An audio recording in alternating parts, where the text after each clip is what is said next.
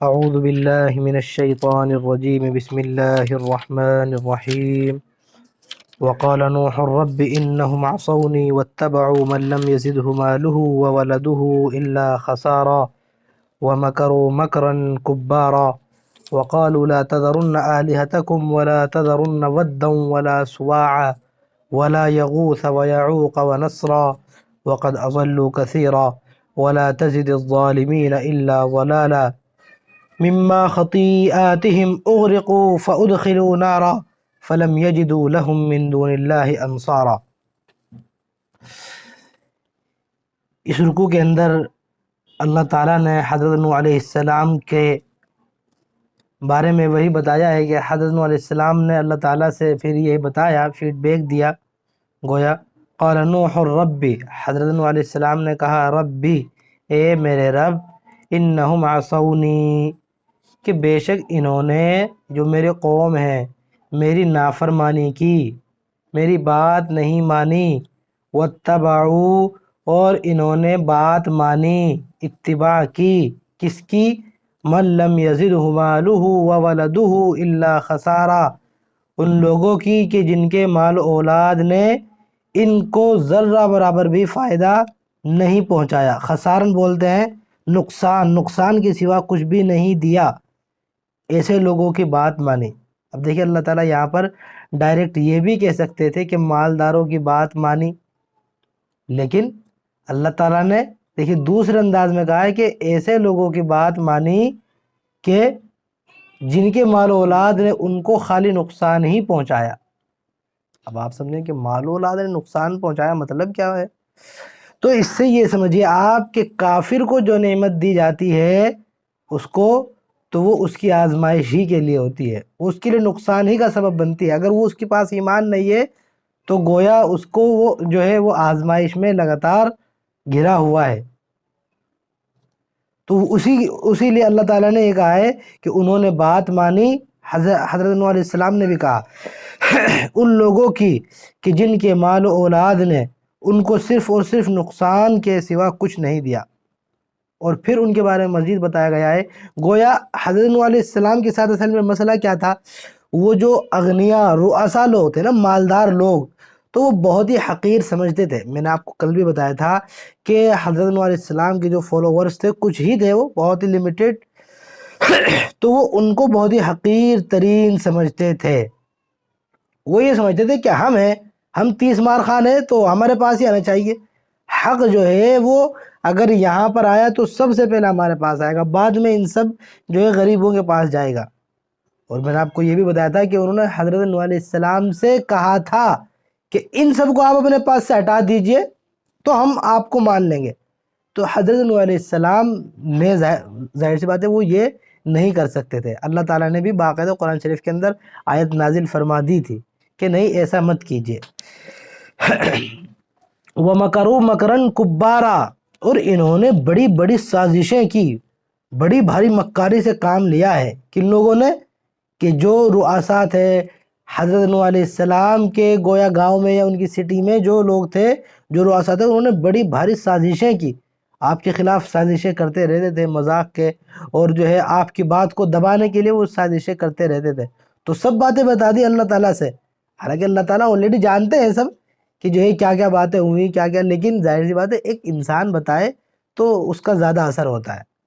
تو گویا سب باتیں بتا دی کہ انہوں نے ایسا بھی کیا اور جو ہے بڑی سازشیں بھی چلی۔ تو اب جو ہے اللہ گو ہے وَقَالُوا لَا تَذَرُنَّ آلِهَتَكُمْ، اور انہوں نے کیا کہا؟ کہ انہوں نے جو رؤساء تھے، جو مالدار لوگ تھے، انہوں نے کس سے کہا؟ جو چھوٹے چھوٹے طبقے کے لوگ تھے، غریب جو طبقہ تھا، ان سے کیا کہا کہ لا تذرن آلہتکم، اپنے معبودوں کو مت چھوڑنا۔ حضرت نوح علیہ السلام نے یہ بھی فیڈ بیک ہی چل رہا ہے، گویا حضرت نوح علیہ السلام اللہ تعالیٰ کو دے رہے ہیں، ٹھیک ہے؟ تو کیا بتایا حضرت نوح علیہ السلام نے اللہ کو؟ کہ یہ میری قوم کے جو لوگ ہیں انہوں نے میری نافرمانی کی، اور وَاتَّبَعُوا مَن لَّمْ يَزِدْهُ مَالُهُ وَوَلَدُهُ إِلَّا خَسَارًا، اور انہوں نے ان کی بات مانی، یعنی بڑے لوگوں کی بات مانی، جو رؤساء تھے ان کی بات مان لی اور اپنا بھی نقصان کر لیا۔ اور پھر یہ جو بڑے لوگ تھے، جو ٹاپ کے لوگ تھے، امیر لوگ گویا رؤسا،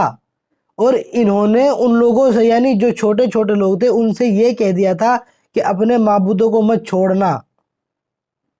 جو تم بتوں کی پوجا کرتے رہتے ہو بتوں ہی کی پوجا کرتے رہو، ان کو مت چھوڑنا۔ تو گویا یہ بات حضرت نوح اللہ تعالیٰ سے بتا رہے ہیں کہ انہوں نے تو گویا ان کو سمجھا بجھا دیا تھا، میں جس کے پاس جاتا تھا گویا اس کو آلریڈی سمجھا دیا گیا تھا، ان کے بڑے لوگوں نے سمجھا دیا تھا کہ جو ہے ان کی بات مت ماننا، لا تذرن آلہتکم، اپنے معبود کو مت چھوڑنا، ولا تذرن ودا ولا سواعا ولا یغوث ویعوق ونسرا، اور تم ہرگز ہرگز مت چھوڑنا ود کو، سواع کو، یغوث کو، یعوق کو، نصر کو۔ یہ سب نام ہیں بتوں کے، ٹھیک ہے، یہ سب بتوں کے نام ہیں۔ اس وقت جو بتوں کی پوجا ہوتی تھی تو باقاعدہ نام لے لے کر بتا دیا۔ تو جو بڑے لوگ تھے انہوں نے جو نچلے درجے کے لوگ تھے ان سب کو سمجھا دیا تھا کہ اپنے ان بتوں کو بالکل بھی مت چھوڑنا۔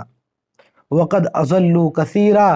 اور اے اللہ تعالیٰ گویا حضرت نوح اللہ تعالیٰ سے کہہ رہے انہوں نے بہت لوگوں کو گمراہ کیا ہے۔ خاص طور سے دیکھیے فیڈ بیک دیا جا رہا ہے بڑے لوگوں کے بارے میں کہ اصل انہی نے یہ سارا کام بگاڑا ہے۔ ہم 950 سال سے محنت کر رہے ہیں، ہماری محنت کامیاب ہو جاتی، ہماری محنت رنگ لے آتی، لیکن یہ جو ٹاپ کے لوگ ہیں نا، یہ رئیس لوگ، انہوں نے سارا کھیل بگاڑ دیا ہمارا۔ وہ اضلوا کثیرا، بہت سے لوگوں کو گمراہ کر دیا۔ بھئی غریب آدمی ہماری بات مان لیتا، لیکن اس کو سمجھا دیا انہوں نے کہ نہیں بالکل بات مت ماننا، تو انہوں نے خود تو گمراہ ہوئے ہی ہیں تو اور بہت سے لوگوں کو بھی گمراہ کر دیا۔ اب ظاہر سی بات ہے کہ غصہ آ گیا تھا حضرت نوح کو، تو باقاعدہ منہ سے گویا ان کے حق میں پھر بد دعا نکلی۔ 950 سال تک صبر کیا، پھر گویا جو آپ آگے کہہ رہے ہیں اور بد دعا دے رہے ہیں گویا، تو وہ بھی اللہ تعالیٰ ہی کی جانب سے کیا تھا، گویا الہام تھا۔ آپ یہ نہیں کہ اپنی طرف سے ہی، بلکہ آپ جو بھی بات کہتے تھے وہ اللہ تعالیٰ ہی کی طرف سے کہتے تھے۔ تو بد دعا دی وَلَا تَزِدِ الظَّالِمِينَ إِلَّا ضَلَالًا، کہ جو ہے ان کو آپ مزید گمراہ کر دیجئے۔ یہ بہت خبیث لوگ ہیں، انہوں نے یہ تو خود تو گمراہ ہوئے ہی ہیں، دوسروں کو بھی گمراہ کر دیا ہے، اب بس ان کو جو ہے گمراہی میں ترقی دیجئے۔ لا تزد الظالمین، اب یہ فیڈ بیک کے، اب یہ جو دوسرا فیڈ بیک ہے، یہ فیڈ بیک کے ساتھ ساتھ بد دعا بھی ہے۔ یہاں یہ نہیں کہ جو ہے خالی فیڈ بیک ہی دے رہے ہیں، پیچھے خالی فیڈ بیک تھا، یہاں پر یہ بتا کر جو حضرت نوح علیہ السلام نے اپنے قوم کے حق میں بد دعا کی تھی اس کو بھی یہاں پر نقل کر دیا گیا ہے۔ کیا بد دعا کی تھی؟ کہ جو ہے ان ظالموں کو اور زیادہ گمراہ کر دے، ان کی گمراہی میں اور ترقی دے دے یا اللہ۔ مما خطیاتہم اغرقوا، اللہ تعالیٰ کہہ رہے ہیں کہ ان کے گناہوں کی وجہ سے اب ان سب کو غرق کر دیا گیا۔ ظاہر سی بات ہے کہ ان پر جو وہ طوفان آیا تھا، اس کا پانی کا طوفان، تو وہ سب کے سب غرق کر دیے گئے تھے۔ تو وہی بتا دیا اللہ تعالیٰ نے کہ انہوں نے بد دعا کی تو ہم نے ظاہر سی بات ہے کہ ان کی لاج رکھی، انہوں نے 950 سال تک سمجھایا اور بتایا، تو جب انہوں نے بات نہیں مانی تو صبر کا پیمانہ لبریز ہوا تو ان کو جو ہے غرق کر دیا گیا۔ فَأُدْخِلُوا نَارًا، پھر ان کو جو ہے جہنم میں داخل کر دیا گیا۔ فَلَمْ يَجِدُوا لَهُم مِّن دُونِ اللَّهِ أَنصَارًا، پھر انہوں نے اللہ کے علاوہ کسی اور کو اپنا مددگار نہیں پایا۔ ایک اللہ ہی تھا جو ان کی مدد کر سکتا تھا، ہیلپ کر سکتا تھا طوفان کی شکل میں، جو طوفان آ رہا تھا اس سے اللہ تعالیٰ ہی بچا سکتے تھے، لیکن انہوں نے نہیں پایا اللہ کے سوا کوئی مددگار۔ جتنے وہ بتوں کو پوجتے تھے سب کے سب دھرے کے دھرے رہ گئے، کسی کام نہیں آئے، ان کے بالکل ذرہ برابر بھی کام نہیں آئے۔ فَلَمْ يَجِدُوا لَهُم مِّن دُونِ اللَّهِ أَنصَارًا وَقَالَ نُوحٌ رَبِّ، اب دیکھیں یہاں پر سے اللہ تعالیٰ اسٹوری بتا رہے ہیں، یہ فیڈ بیک نہیں ہے یہاں پر۔ وَقَالَ نُوحٌ رَبِّ، کیونکہ جب نیو پیراگراف شروع ہوتا ہے تو مثال کے طور پر ہی سیڈ، اس نے کہا، شیکسپیئر سیڈ، اس نے کہا، کسی کے بارے میں آپ بتائیں تو ظاہر سی بات ہے بالکل جو ہے پیراگراف کے بیچ میں تو نہیں آتا نا، وہ جو ہے کسی نے کہا تو وہ ایک دم پیراگراف شروع ہو جاتا ہے۔ تو آپ یہاں یہ مان کے چلیے وقال نوح سے جو ہم آیت پڑھنے جا رہے ہیں ایک نیو پیراگراف شروع ہے، اب اللہ تعالیٰ بتا رہے ہیں، اب حضرت نوح علیہ السلام نہیں کہہ رہے ہیں بلکہ اللہ تعالیٰ نے بتایا حضرت نوح کے بارے میں کہ وقال نوح، اور نوح علیہ السلام نے یہ بھی بد دعا کی تھی، رب لا تذر علی الارض من الکافرین دیارا، اے میرے رب، لا تذر، مت چھوڑنا، علی الارض، زمین پر، من الکافرین، کسی بھی کافر کو، دیارن، زمین پر چلتا ہوا، اس کا کوئی بھی گھر کافروں کا زمین پر مت چھوڑ، سب کے سب کو تباہ و برباد اور یا اللہ ہلاک کر دے۔ کیوں؟ انک ان تذرہم، کہ اگر آپ ان کو چھوڑ دو گے، یضلوا عبادک، تو یہ تیرے بندوں کو گمراہ کریں گے، یہ تو خود تو گمراہ ہیں ہی، اور جب یہ ان کی آگے نسل بڑھے گی تو وہ بھی گمراہ ہوگی، وہ اور لوگوں کو گمراہ کر دے گی۔ ولا یلدوا الا فاجرا کفارا، اور ان کے یہاں جو بھی پیدا ہوگا وہ فاسق و فاجر ہی پیدا ہوگا، جو بھی جنم لے گا یہاں پہ تو وہ جو ہے کافر اور فاجر ہی ہوگا۔ رب اغفر لی، اے میرے رب میری مغفرت فرما، ولوالدی، میرے والدین کی مغفرت فرما، ولمن دخل بیتی مؤمنا، اور اس شخص کی مغفرت فرما جو میرے گھر میں، یعنی جو ہے میرے گھر میں داخل ہوا مومن بن کر۔ ٹھیک ہے، حضرت نوح علیہ السلام کی جو بیوی تھی وہ آخر تک ایمان نہیں لائی تھی، تو اس لیے وہ کافروں میں شمار ہوتی ہے۔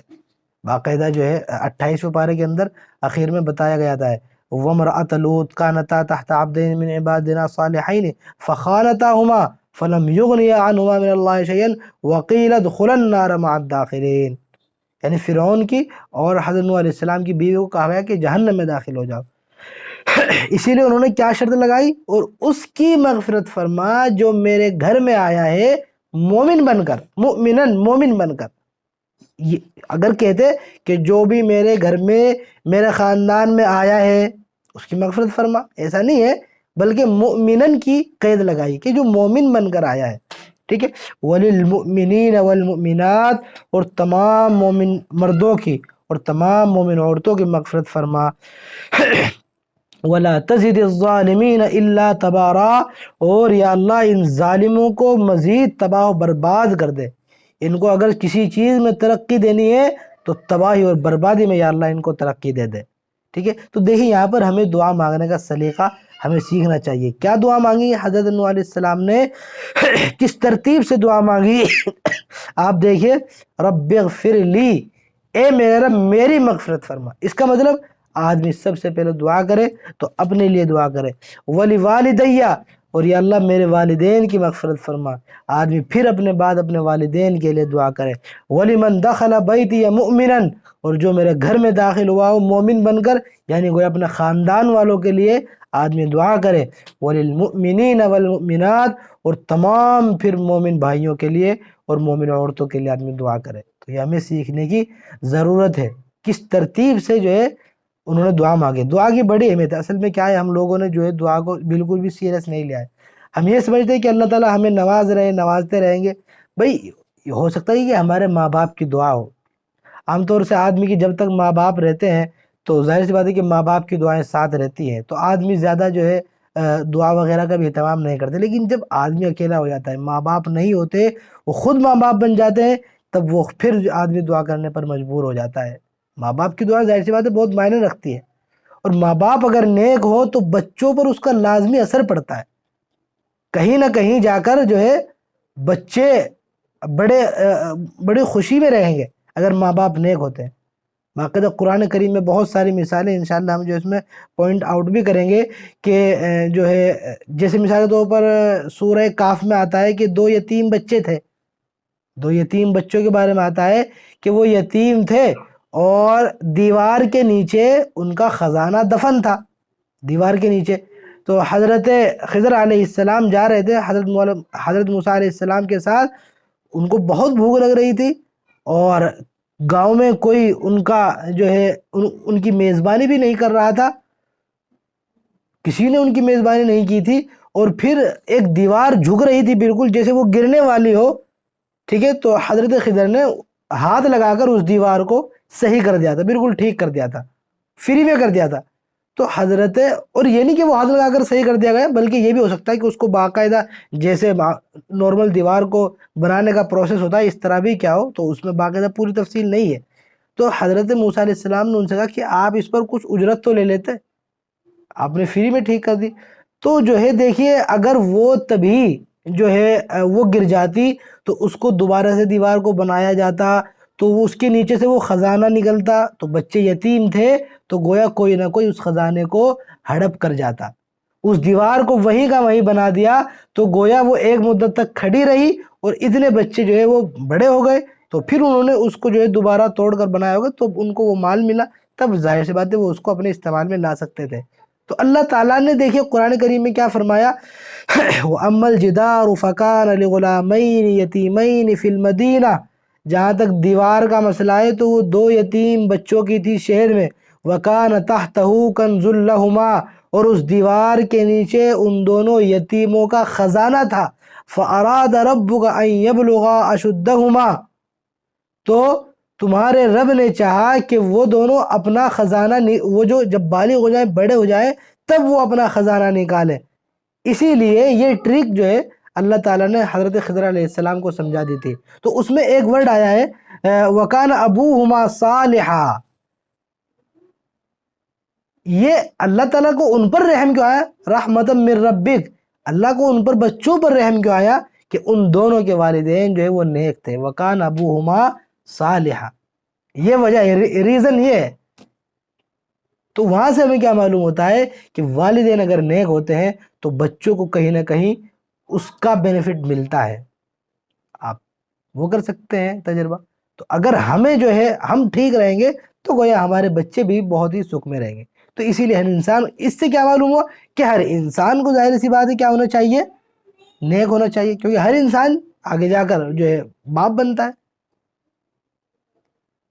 تو ہمیں کیا معلوم ہوا کہ دعا کا بھی ایک پورا طریقہ ہے، ہم نے سورہ فاتح کے اندر بھی جو ہے کلیئر کیا تھا کہ دعا کیسے مانگنی چاہیے، الدعاء مخ العبادہ، دعا جو ہے وہ عبادت کا مغز ہے پورا، الدعاء سلاح المومن، دعا جو ہے وہ مومن کے لیے جو ہے ہتھیار کی حیثیت رکھتا ہے۔ حدیث شریف میں یہ بھی آیا ہے کہ من لم یسأل اللہ یغضب علیہ، کہ اللہ تعالیٰ جس پر جو اللہ تعالیٰ سے نہیں مانگتا اللہ تعالیٰ اس پر غصہ ہوتے ہیں، اللہ تعالیٰ سے مانگتے رہنا چاہیے۔ حدیث شریف میں یہ بھی آیا ہے لیس شیء اکرم علی اللہ من الدعاء، کہ جو ہے کوئی بھی چیز اللہ کے نزدیک سب سے محبوب چیز کیا ہے، دعا ہے، سب سے اچھی چیز۔ تو اس لیے ہمیں دعا کا بھی اہتمام کرنا چاہیے۔ تو ہماری یہ صورت مکمل ہوئی اور اس کا جو ہے اینڈ ہوا دعا پر، اور لاسٹ ولا تجزی الظالمین الا تبارا، یہ بد دعا پر کہ ظالموں کو تباہ و برباد عطا کر دے، ان کو اسی چیز میں ترقی دے۔ اللہ تعالیٰ سے دعا کرتے ہیں کہ اللہ تعالیٰ ہم سب کو عمل کرنے کی توفیق نصیب فرمائے۔